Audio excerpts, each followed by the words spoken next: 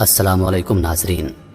आज हम बात करेंगे शाह यमन के ख़त के बारे में। एक ऐसा ख़त जो हुज़ूर अक़दस सल्लल्लाहु अलैहि वसल्लम की आमद से पहले 1000 साल कबल उसने लिखा। वो ख़त हुज़ूर अक़दस सल्लल्लाहु अलैहि वसल्लम को 1000 साल बाद कैसे मिला। तो चलिए बढ़ते हैं आज की इस खूबसूरत वीडियो की जानिब। मैं मोहतरम नाजरीन, हुज़ूर सल्लल्लाहु अलैहि वसल्लम से 1000 साल पहले यमन का बादशाह तोबा खमीरी था। एक मर्तबा वो अपनी सल्तनत के दौरे को निकला।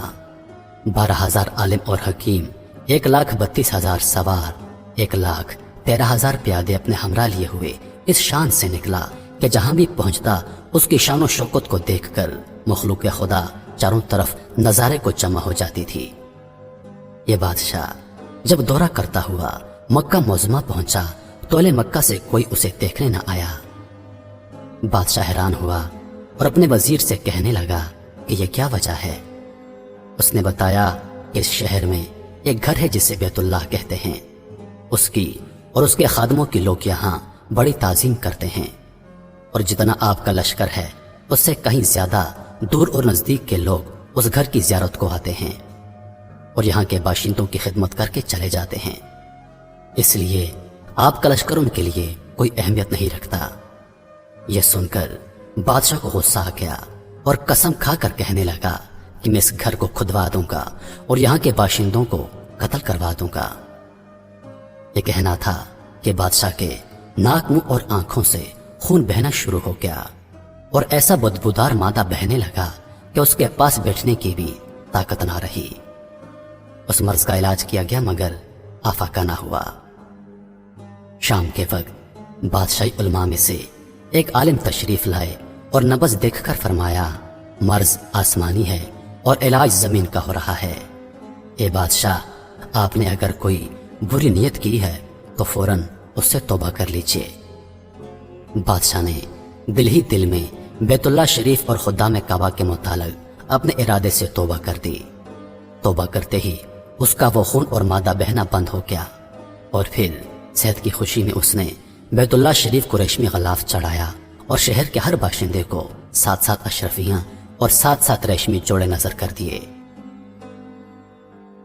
फिर यहां से चलकर वो लश्कर मदीना मुनव्वरा पहुंचा तो हमराही उलमा ने जो कुतुब समाया के आलिम थे वहां की मिट्टी को सूंघा और कंकरियों को देखा और नबी आखिरुज़्ज़मान सल्लल्लाहु अलैहि वसल्लम के मुतालिक जो पेशनगोइयां और जो उन्होंने अपनी किताबों में पढ़ा था, जो अलामतें उन्होंने पढ़ी थी, उनके मुताबिक उस सरजमीन को पाया।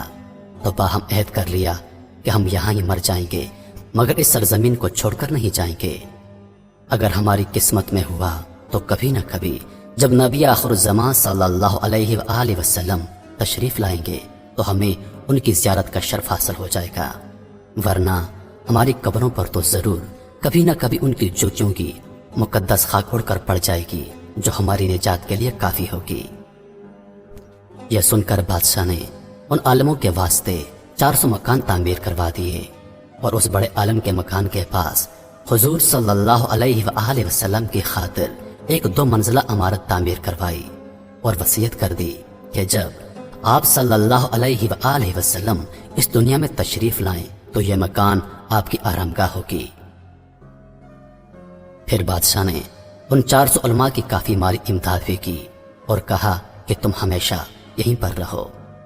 और फिर उस बड़े आलम को एक खत लिख कर दिया और कहा कि मेरा यह खत उस नबी आखिरुज़्ज़मान सल्लल्लाहु अलैहि वसल्लम की खिदमत अक़दस में पेश कर देना और अगर तुम्हें जिंदगी में आप सल्लल्लाहु अलैहि वसल्लम की ज़ियारत का शर्फ हासिल ना हो तो अपनी औलाद को वसीयत कर देना और अगर तुम्हारी औलाद भी आप सल्लल्लाहु अलैहि वसल्लम की ज़ियारत का शर्फ हासिल ना कर सके तो उनको कहना कि अपनी बाद में आने वाली औलादों को मेरी ये वसीयत करते रहें और ये खत महफूज रखें हत्ता के सरकार दो आलम सल्लल्लाहु अलैहि वसल्लम की खिदमत में पेश कर दिया जाए। ये कहकर बादशाह वहां से चल दिया। वो खत नबी करीम सल्लल्लाहु अलैहि वसल्लम की खिदमत अक़दस में 1000 साल बाद पेश हुआ। कैसे पेश हुआ और खत में क्या लिखा था सुनिए اور عظمت رسول صلی اللہ علیہ وآلہ وسلم کی شان دیکھیے۔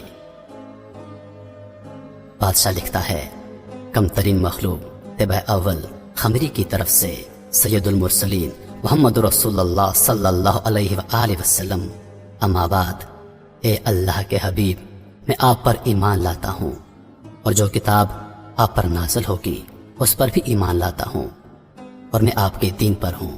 بس اگر مجھے آپ کی زیارت کا موقع مل گیا تو بہت اچھا اور میرے لیے غنیمت ہوگی، اور اگر میں آپ کی زیارت نہ کر سکا تو میری شفاعت فرما دیجیے گا، اور قیامت کے روز مجھے فراموش نہ کیجیے گا۔ میں آپ کی پہلی امت میں سے ہوں، اور آپ کے ساتھ آپ کی آمد سے پہلے ہی آپ کی بیعت کرتا ہوں۔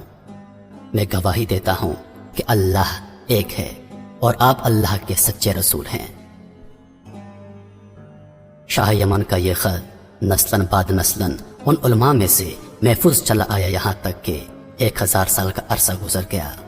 ان علماء کی اولاد اس کثرت سے بڑی کہ مدینہ کی آبادی میں کئی گنا اضافہ ہو گیا، اور یہ خط دستے بدست بما وصیت کے اس بڑے عالم کی اولاد میں سے حضرت ابو ایوب انصاری رضی اللہ تعالی عنہ کے پاس پہنچا، اور آپ نے وہ خط اپنے غلام خاص ابو لیلہ کی تحویل میں رکھا۔